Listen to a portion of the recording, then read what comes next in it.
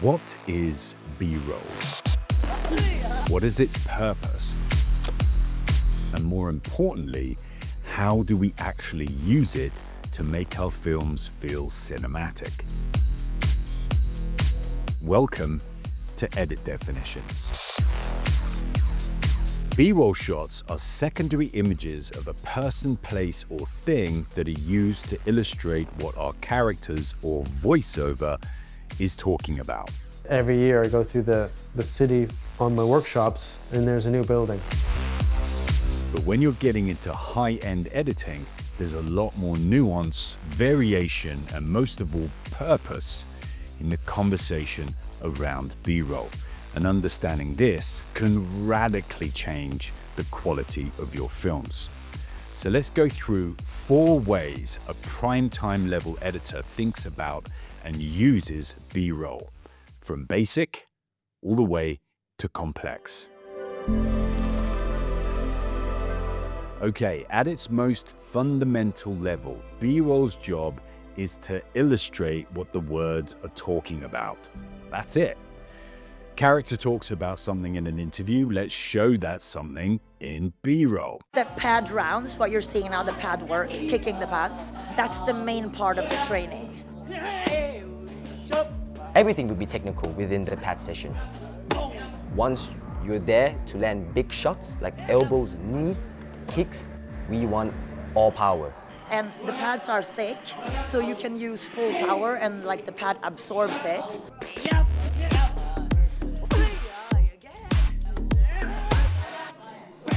That's the most basic structure you'll find in editing. What we call a tell me, then show me cutting pattern. Tell me in interview dialogue, then show me in B-roll. But you wait and you anticipate and you're like, I'm full of hope, hoping it just kind of, really kind of all pulls together and then boom.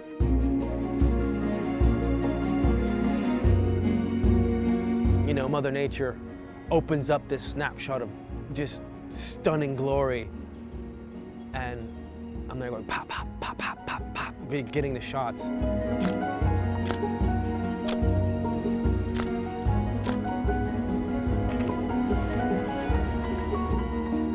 How does a pro editor use B-roll? What are the mechanisms? How is it structured? Where do we place it? Well, pro editors are using it in a couple of very interesting ways.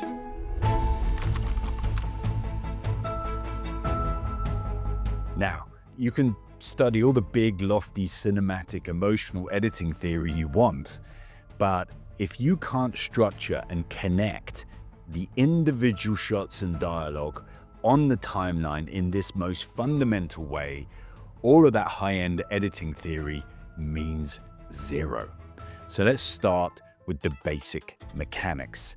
How do you put these B-roll shots in and around this dialogue and in what order?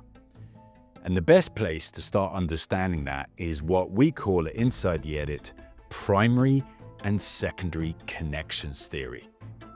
So here's the question. How connected is this B-roll shot with this interview dialogue? If it's really strong, for example, I love coffee, cut to shot of making coffee, that is what I call a primary connection. And this is probably the most repeated mini structure you find in editing. You see it everywhere. Here's an example. I don't find it that hard getting out of bed. If I have 5 hours sleep and my alarm goes off, I'm up. I'm gonna have a cup of coffee, which I love having my coffee in the morning. I mean, who doesn't? And then I'm off. Now, maybe the connection you're going for is not so obvious. Maybe it's more to do with symbolism or visual metaphor. For example, our character talks about peace, and then we cut to shots of doves being released into the sky. Here's an example.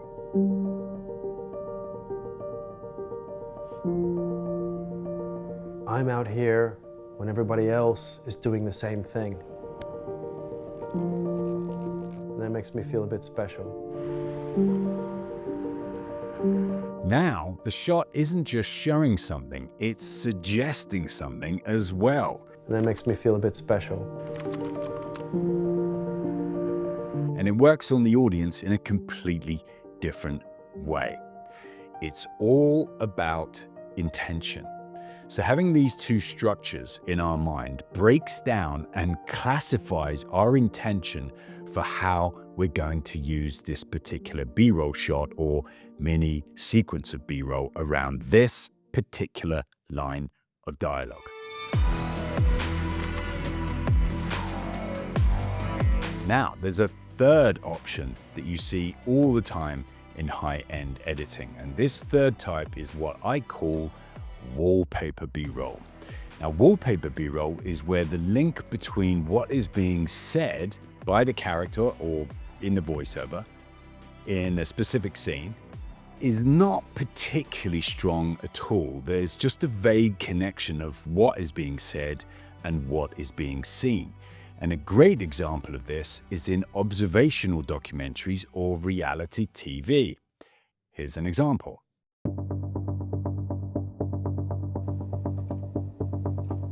This is different. This is completely new for me, this kind of exposure. The most I've ever had see a show has got to be 200 people, maybe 300, over a month.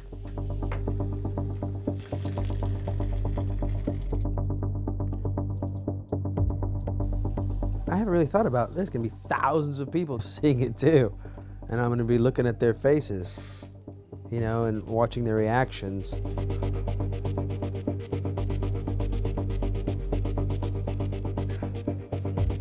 Thousands of people are going to see my work before 9 a.m.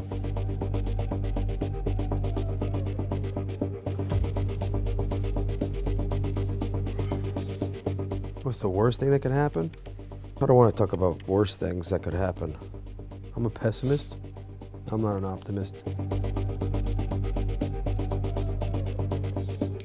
Now, the worst thing that can happen is I show up at 7:30 and there's nothing there.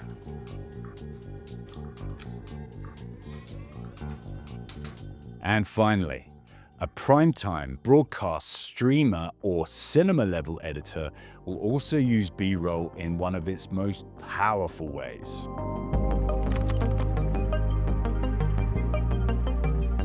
If we're starting a new scene, if we're in a new location, or if we're introducing a new character or event, we're going to want to build up visual context for the viewer. We need to get them visually and emotionally connected to this place or this person or what's just about to happen. And we do that by choosing B-roll, which creates the mood and tone within that environment. Think of it like painting a little atmospheric portrait. Here's an example.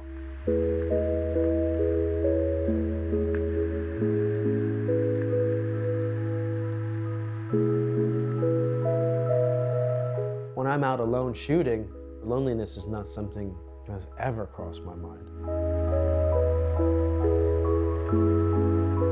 I like that feeling of isolation. Now, with all of this high-end B-roll theory, it's important not to forget this one simple fact.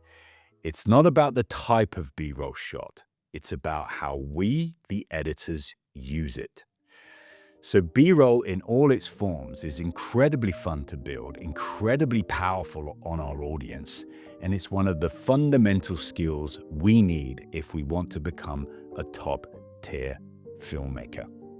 I hope this was useful. If you like these edit definitions, go and grab our periodic table of editing terminology. It's a beautiful film poster that has 50 of the most used creative terms you'll hear in professional editing suites. You can grab it now by heading over to InsideTheEdit.com or clicking on the link below. Once again, thank you for your kind attention, dear friend. My name is Paddy Bird, and this is Inside the Edit.